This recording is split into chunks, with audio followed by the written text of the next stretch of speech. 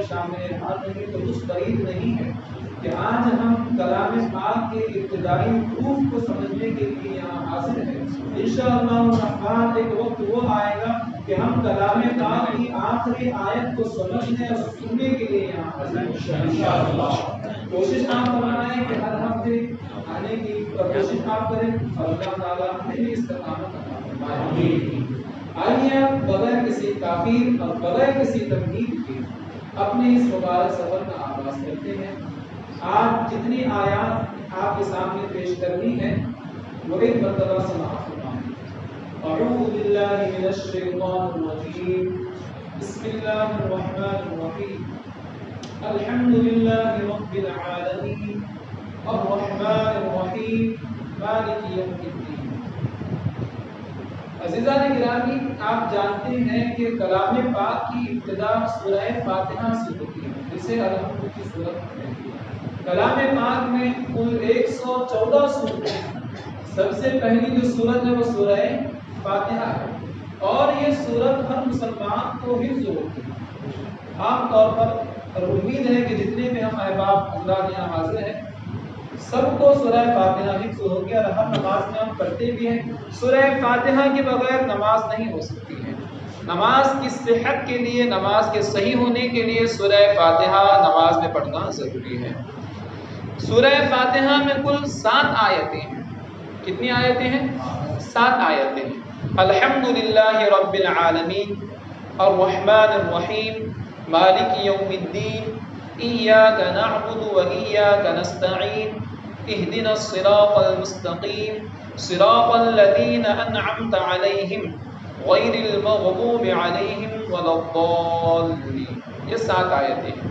اس میں سے انشاءاللہ الرحمن جو ابتدائی 3 آیتیں ہیں اس کے متعلق ہم آج گفتگو کریں گے، اور باقی جو 4 آیتیں ہیں انشاءاللہ الرحمن اگلے ہفتے آنے والے درس میں اس پر گفتگو کی جائے گی۔ بہتر یہ ہے کہ تلاوت کے آغاز سے پہلے اعوذ باللہ من الشیطان الرجیم پڑھا جائے۔ تلاوت کے آغاز سے پہلے اعوذ باللہ من الشیطان الرجیم پڑھنا مستحب ہے۔ پھر اس کے بعد پڑھتے ہیں بسم اللہ الرحمن الرحیم۔ اعوذ باللہ کا مطلب ہوتا ہے اعوذ باللہ من الشیطان الرجیم، میں پناہ مانگتا ہوں اللہ کی شیطان مردود سے۔ اعوذ باللہ من الشیطان الرجیم کا مطلب ہے میں پناہ مانگتا ہوں اللہ کی شیطان مردود سے۔ بسم اللہ الرحمن الرحیم، اللہ کے نام سے شروع جو نہایت مہربان اور ہمیشہ رحم فرمانے والا ہے۔ الحمدللہ رب العالمین، تمام خوبیاں اللہ کو جو مالک سارے جہانوں کا، تمام تعریفیں اللہ کے لیے ہیں جو سارے جہانوں کا مالک ہے۔ الرحمن الرحیم، بہت مہربان اور ہمیشہ رحم فرمانے والا ہے۔ مالک یوم الدین، قیامت کے دن کا مالک ہے، بدلے کے دن کا مالک ہے۔ اعوذ باللہ من الشیطان الرجیم، یہ قرآن مقدس کی آیت نہیں ہے، یہ کلام پاک کی آیت نہیں ہے۔ بسم اللہ الرحمن الرحیم یہ کلام پاک کی آیت ہے، لیکن یہ سورہ فاتحہ کا حصہ نہیں ہے۔ یہ سورہ فاتحہ کا حصہ نہیں ہے۔ سورہ فاتحہ کی ابتدا ہوتی ہے الحمدللہ رب العالمین سے۔ کلام مقدس کے آغاز سے پہلے وہ کتاب جو پوری انسانیت کے لیے رہتی دنیا تک ہدایت کا سامان ہے، جس میں اللہ تعالیٰ نے اولین اور آخرین کے علوم کو جمع فرما دیا ہے، ایسی مقدس کتاب کو پڑھنے سے پہلے ہمیں حکم ہے کہ ہم بسم اللہ الرحمن الرحیم پڑھیں، یعنی اللہ کے نام سے اپنے اس مقدس کام کا آغاز کریں۔ اللہ کے نام سے اپنے اس مقدس کام کا آغاز کریں۔ بسم اللہ، اللہ کے نام سے شروع، الرحمن الرحیم جو بہت مہربان رحمت والا ہے۔ اس میں ہمیں تعلیم یہ ہے کہ کلام پاک کی تلاوت جو کہ نہایت ہی مقدس امر ہے، نہایت ہی بابرکت کام ہے، اس کی ابتدا سے پہلے بھی ہمیں اللہ تعالیٰ کا نام لینے، اللہ تعالیٰ کا نام لینے کا حکم ہمیں ارشاد ہوا ہے۔ اس سے ہمیں یہ سبق حاصل ہوا کہ آپ اپنی زندگی میں جو کام بھی کریں تو اس کام کی ابتدا میں بسم اللہ الرحمن الرحیم پڑھنا چاہیے. ہر کام کی ابتدا میں بسم اللہ الرحمن الرحیم پڑھنا چاہیے. آخر کیوں ایسا ہے؟ اللہ تعالیٰ کا نام ہر کام کے شروع میں کیوں لینا چاہیے؟ ہر اچھے کام کے شروع میں، جائز کام کے شروع میں اللہ تعالیٰ کا نام لینا چاہیے. کیوں آخر ایسا ہے؟ کام تو ہمارا ہے، کام ہمیں انجام دینا ہے، تو پھر اللہ تعالیٰ کا نام کیوں لیا جائے؟ تو اللہ تعالیٰ کا نام ہر کام کے آغاز میں اس لیے ہمیں لینا چاہیے تاکہ کبھی انسان کے ذہن میں یہ خیال بھی نہ آئے کہ یہ کام جو انجام پذیر ہوگا، اگر اس کام میں کامیاب رہوں گا تو وہ میری اپنی طاقت کی بنا پر ہے. انسان کے اندر انا نہ آئے، ایگو نہ آئے، خودی نہ آئے، انانیت نہ آئے. انسان اپنے آپ کو کسی طاقت کا مالک سمجھے ہی نہ. انسان کے اندر عاجزی آئے، اللہ تعالیٰ کی ذات پر توکل، اور یہ خیال انسان کے ذہن میں قائم ہو جائے کہ کائنات میں جو کچھ بھی ہوتا ہے وہ اللہ تعالیٰ کے حکم اور ارادے سے ہوتا ہے. تو انسان کا جو نفس ہے اس کی انانیت پاش ہو جائے، انسان کا غرور اور تکبر خاک میں مل جائے. اس لیے ہمیں حکم ہوا ہے کہ ہر کام کے آغاز میں ہم اپنی قوت پر اعتماد نہ کریں بلکہ اللہ تعالیٰ کے مبارک اسم سے، مبارک کلام سے ہر کام کا آغاز کریں. جس وقت بندہ یہ کہتا ہے کہ میں نے اللہ کے نام سے اس کام کا آغاز کیا، اس کا مطلب یہ ہے کہ اس نے اپنی صفر کو ڈال دیا ہے. اس نے اس بات کا اعتراف کیا ہے کہ مولا مجھ میں کوئی طاقت نہیں ہے، میں کسی لائق نہیں ہوں. اگر یہ کام انجام پذیر ہوگا، اگر میں اس کام میں کامیاب ہوگا تو یہ صرف اور صرف تیری عطا ہے، تیرا کرم ہے. ورنہ اپنی ذات کے اعتبار سے، اپنی حیثیت کے اعتبار سے، اپنی طاقت کے اعتبار سے میں کسی کام کا نہیں ہوں. اگر کوئی کام مجھ سے ہو سکتا ہے تو یہ صرف اور صرف تیری عطا ہے، تیری رحمت ہے.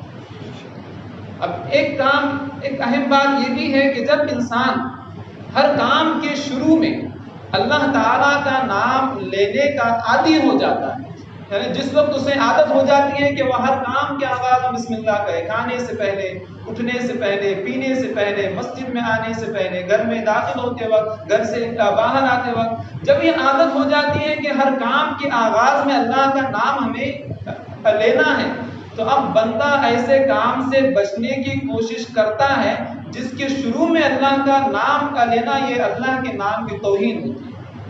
یعنی بندہ خود بخود نازیبا اور ناجائز کاموں سے بچنے کی کوشش کرتا ہے. اسے ایسا کام کرتے ہوئے آر محسوس ہوتی ہے، شرم محسوس ہوتی ہے کہ میں ایسا کام انجام دوں جس کے آغاز میں اللہ تعالیٰ کا نام نہ لے سکوں. کسی مسلمان کا ضمیر اس بات کی اجازت نہیں دیتا ہے کہ وہ حرام کام کی ابتدا میں اللہ کا نام دے. مثال کے طور پر شراب پینے سے پہلے، جوا کھیلنے سے پہلے، دھوکہ دیتے وقت اللہ کا نام دے. کسی مسلمان کا ضمیر یہ برداشت ہی نہیں کرتا. تو جس وقت مسلمان ہر کام کے آغاز میں اللہ کا نام لینے کا عادی ہو جاتا ہے تو وہ ایسے کاموں سے بچنے کی کوشش کرتا ہے جس کے شروع میں وہ اللہ تعالیٰ کا نام نہ لے سکے. تو ہر کام کے آغاز میں اللہ تعالیٰ کا نام لینا چاہیے، بسم اللہ سے ہر کام کی ابتدا کرنا چاہیے. اس کے ایک فائدہ یہ ہوتا ہے کہ اللہ تعالیٰ کی عطا، اللہ تعالیٰ کی رحمت اور برکت یہ بندے کے شامل حال ہو جاتی ہے. اسم یعنی نام اللہ ہی اللہ تعالیٰ کا اسم ذات ہے. الرحمن یعنی بہت زیادہ رحم فرمانے والا، بہت زیادہ مہربانی کا فرمانے والا. الرحمن میں جس رحمت کا ذکر ہے وہ رحمت نہایت ہی عام ہے، یعنی وہ رحمت کا فرمانے والا ہے مسلمانوں پر، کافروں پر، دنیا میں ہر کسی پر وہ رحم فرمانے والا ہے. رحمان میں جس رحمت کا ذکر ہے اس رحمت میں نہایت عموم ہے کہ وہ سب پر مہربانی کا فرمانے والا ہے. آپ دنیا میں دیکھیے کہ ایسا نہیں کہ صرف اہل ایمان ہی خوش ہیں یا اہل ایمان پر ہی اللہ تعالیٰ کے احسانات ہیں. دنیا میں جتنی بھی مخلوق بستی ہے، خواہ وہ صاحب ایمان ہو یا محروم ایمان ہو، اللہ تعالیٰ انہیں بھی دنیا میں اپنے رحمت اور نعمتوں سے مالا مال فرماتا ہے، نعمتوں سے انہیں بھی ہمکنار فرماتا ہے، مالا مال فرماتا ہے. تو یہ اس کی صفت رحمان کی جلوہ گری ہے. الرحیم، الرحیم کا مطلب ہے ہمیشہ رحم فرمانے والا، یا یہ بھی مطلب ہے کہ خاص رحمت فرمانے والا؟ ایک رحمت تو وہ ہے کہ جس میں اولین و آخرین سب کا حصہ ہے، لیکن اللہ تعالیٰ کی خاص رحمت وہ ہے جو اس نے اپنے محبوب بندے اہل ایمان کے واسطے اللہ تعالیٰ نے مخصوص فرمائی ہے، اور جو قیامت کے دن صرف اور صرف اہل ایمان کے حصے میں آئے گی۔ تو الرحیم میں اللہ تعالیٰ نے اس صفت کا ذکر فرمایا، اللہ کے نام سے شروع جو نہایت مہربان ہمیشہ رحم فرمانے والا ہے۔ اب کلام پاک کی ابتدا ہوتی ہے، الحمدللہ رب العالمین، تمام تعریفیں اللہ کے لیے جو پوری کائنات کا، سارے جہانوں کا مالک ہے، پرورش فرمانے والا ہے۔ کلام پاک کی ابتدا ہی میں پڑھنے والے کو یہ معلوم ہو جاتا ہے کہ ساری تعریفیں، ساری خوبیاں اللہ کے واسطے ہیں۔ تعریف کس وقت ہم کرتے ہیں کسی کی؟ جب کسی کے اندر کوئی خوبی ہو، اچھائی ہو، تو ہم اس کی تعریف کرتے ہیں۔ اللہ تعالیٰ نے ابتدا ہی میں یہ فرما دیا کہ ساری خوبیاں، ساری اچھائیاں، یہ سب کی سب اللہ تعالیٰ کی ملک ہیں، اور اللہ تعالیٰ ہی کے لیے یہ زیبا ہے۔ تمام تعریفیں اللہ کے لیے جو سارے جہانوں کا پرورش فرمانے والا۔ اب سوال تو یہ ذہن میں آتا ہے کہ اللہ تعالیٰ نے یہاں یہ فرمایا کہ ساری خوبیاں اللہ کے لیے، حالانکہ ہم دیکھتے ہیں کہ دنیا میں، کائنات میں، مخلوقات کے اندر بھی اللہ تعالیٰ نے بہت سی خوبیاں پیدا فرمائی۔ کسی کو حسن بخشا ہے، کسی کو خوبصورتی بخشی ہے، کسی کو طاقت بخشی، کسی کو دولت بخشی، کسی کو بادشاہی عطا فرمائی، آسمانوں کو وسعت عطا فرمائی، ہواؤں کو سبک خرامی عطا فرمائی، سمندروں کو گہرائی عطا فرمائی، پہاڑوں کو اللہ تعالیٰ نے رفعت عطا فرمائی، ستاروں کو جگمگاہٹ عطا فرمائی، چاند اور سورج کو روشنی عطا فرمائی۔ تو اللہ تعالیٰ نے مخلوقات کے اندر بھی خوبیاں بکھیر دی ہیں، اور ہم ان خوبیوں کی تعریف بھی کرتے ہیں۔ اگر کوئی اہل علم ہے تو اس کے علم کو ہم سراہتے ہیں، اگر کوئی خوبصورت ہے تو اس کی خوبصورتی کی تعریف ہم کرتے ہیں۔ تو ہم دنیا میں مخلوق کی تعریف بھی تو ہم کرتے ہیں، پھر بھی اللہ تعالیٰ نے یہ کیوں فرمایا کہ ساری خوبیاں اللہ کے لیے ہیں؟ مخلوق کے اندر بھی حسن ہے، مخلوق کے اندر بھی خوبی ہیں، اچھائیاں ہیں، حسن اخلاق ہے، حسن صورت ہے، حسن سیرت ہے، حسن بیان ہے، حسن آواز ہے، حسن معاملہ ہے۔ مخلوق کے اندر بھی تو خوبیاں ہیں، لیکن اللہ نے پھر بھی فرمایا کہ ساری خوبیاں، ساری اچھائیاں اللہ کے لیے۔ مطلب یہ ہے کہ اگر مخلوق کے اندر کوئی خوبی ہے بھی تو وہ اس کی اپنی کہاں ہے، اگر کوئی خوبصورت ہے تو اس کی خوبصورتی اس کی اپنی کہاں ہے، اگر کسی کے پاس علم ہے تو اس کا علم اس کا اپنا کہاں ہے، چاند اور سورج کے پاس اگر روشنی ہے تو ان کی یہ روشنی اپنی کہاں ہے۔ جب مخلوق کا وجود یہ اللہ تعالیٰ کا محتاج ہے تو مخلوق کی جو خوبیاں ہیں یہ بھی تو اللہ تعالیٰ کی محتاج ہے۔ تو آپ کسی کی بھی تعریف آپ کریں، اگر کسی چیز کی تعریف آپ کر رہے ہیں تو حقیقت میں آپ اس چیز کو بنانے والے کی تعریف آپ کر رہے ہیں۔ اگر آپ یہ کہیں کہ آسمان بہت وسیع ہے، چوڑا ہے، کشادہ ہے، تو مطلب یہ ہے کہ آپ تعریف اللہ تعالیٰ کی آپ کر رہے ہیں کہ اللہ ہی ہے جس نے آسمان کو یہ وسعت عطا فرمائی۔ اگر آسمان کی وسعت کی تعریف آپ کریں تو یہ بھی حقیقت میں اللہ کی تعریف ہے۔ وَالسَّمَاءَ بَنَيْنَاهَا بِأَيْدٍ وَإِنَّا لَمُوسِعُونَ، بے شک آسمان کو ہم نے اپنے دست قدرت سے بنایا اور ہم ہی وسعت عطا فرمانے والے۔ اگر زمین کی تعریف آپ کرتے ہیں تو یہ بھی اس کی اپنی نہیں ہے۔ وَالْأَرْضَ فَرَشْنَاهَا فَنِعْمَ الْمَاهِدُونَ، زمین کو ہم نے ہی بچھایا ہے تو ہم کیا یہ خوب بچھانے والے ہیں۔ تو یہ بھی حقیقت میں اللہ تعالیٰ کی تعریف ہے۔ اگر چاند اور سورج کی روشنی کی تابشوں کی تعریف آپ کرتے ہیں تو یہ بھی کس کی تعریف ہے؟ هُوَ الَّذِي جَعَلَ الشَّمْسَ ضِيَاءً وَالْقَمَرَ نُورًا، وہی ہے جس نے سورج کو روشنی اور چاند کو اجالا جس نے بنایا ہے۔ اگر آپ ستاروں کی جگمگاہٹ کی تعریف آپ کرتے ہیں تو یہ خوبی ان کی اپنی کہاں ہے؟ لَقَدْ زَيَّنَّا السَّمَاءَ الدُّنْيَا بِمَصَابِيحَ، بے شک ہم نے آسمان دنیا کو چراغوں سے آراستہ فرمایا ہے، مزین فرمایا۔ اگر کسی انسان کی خوبی کی خوبصورتی کی تعریف آپ کرتے ہیں تو یہ حسن اس کا اپنا کہا ہے. لقد خلقنا الانسان فی احسن تقویم، بے شک ہم نے انسان کو سب سے خوبصورت شکل میں پیدا فرمایا. اگر کسی کی گفتگو کی تعریف آپ کر رہے ہیں تو یہ حسن آواز، حسن نطق، حسن بیان اس کا اپنا کہا ہے. الرحمن علم القرآن خلق الانسان علمہ البیان، رحمان نے قرآن سکھایا، انسان کو پیدا فرمایا، اور بولنے کی طاقت بھی اللہ ہی نے اسے عطا فرمائی. اگر کسی انسان کے علم کی تعریف آپ کرتے ہیں تو اس کا یہ علم اپنا کہا ہے. علم الانسان ما لم یعلم، اس نے انسان کو سکھایا جو وہ نہیں جانتا. اگر کسی کی حکمت کی، ذہانت کی تعریف آپ کرتے ہیں تو یہ خوبی اس کی اپنی کہا ہے. یؤتی الحکمت من یشاء، وہ جسے چاہتا ہے حکمت عطا فرماتا ہے. اگر کسی کی بادشاہت کی تعریف آپ کرتے ہیں تو یہ بادشاہ، حکومت اس کی اپنی کہا ہے. قل اللہم مالک الملک تؤتی الملک من تشاء وتنزع الملک ممن تشاء، تم عرض کرو کہ اے اللہ ملک کے مالک، تو جسے چاہتا ہے بادشاہی عطا فرماتا ہے، جس سے چاہتا ہے بادشاہی کو چھین لیتا ہے. اگر آپ کسی کی عزت کی تعریف آپ کریں تو یہ عزت اس کی اپنی کہا ہے. وتعز من تشاء، تو جسے چاہتا ہے عزت عطا فرماتا ہے. اگر آپ نظام فلکی کے حسن ترتیب کی تعریف آپ کرتے ہیں تو یہ خوبی اس کی اپنی کہا ہے. کلوں فی فلک یسبحون، بادشاہ کی تعریف آپ کرتے ہیں تو یہ بادشاہ، حکومت اس کی اپنی کہا ہے. قل اللہم مالک الملک تؤتی الملک من تشاء وتنزع الملک ممن تشاء، تم عرض کرو کہ اے اللہ ملک کے مالک، تو جسے چاہتا ہے بادشاہی عطا فرماتا ہے، جس سے چاہتا ہے بادشاہی کو چھین لیتا ہے. اگر آپ کسی کی عزت کی تعریف آپ کریں تو یہ عزت اس کی اپنی کہا ہے. وتعز من تشاء، تو جسے چاہتا ہے عزت عطا فرماتا ہے. اگر آپ نظام فلکی کے حسن ترتیب کی تعریف آپ کرتے ہیں تو یہ خوبی اس کی اپنی کہا ہے. کلوں فی فلک یسبحون، وہ سب کے سب آسمانوں میں تیر رہے. تو غرض یہ کہ مخلوق میں جس چیز کی بھی تعریف آپ کریں تو تعریف اس کی اپنی نہیں ہے، کیونکہ وہ خوبی اس کی اپنی نہیں ہے. وہ خوبی اللہ نے عطا فرمائی تو تعریف کسی کی بھی آپ کریں. اگر اللہ تعالیٰ کی تعریف آپ کر رہے ہیں تو یہ براہ راست ڈائریکٹلی اللہ تعالیٰ کی حمد ہے، اور اگر کسی مخلوق کی تعریف آپ کر رہے ہیں تو یہ انڈائریکٹلی اللہ تعالیٰ ہی کی حمد ہے. اب سوال یہ ہے کہ تمام تعریف اللہ ہی کے لیے کیوں؟ آگے فرمایا رب العالمین، اس لیے کہ پوری کائنات کا مالک وہی ہے. پوری کائنات کا مالک وہی ہے. عالمین کسے کہتے ہیں؟ اللہ تعالیٰ کی ذات اور اس کی صفات کے علاوہ جو کچھ بھی ہے وہ سب عالمین ہے. اللہ تعالیٰ کی ذات اور اس کی صفات کے علاوہ جو کچھ بھی ہے وہ سب عالمین میں داخل ہے.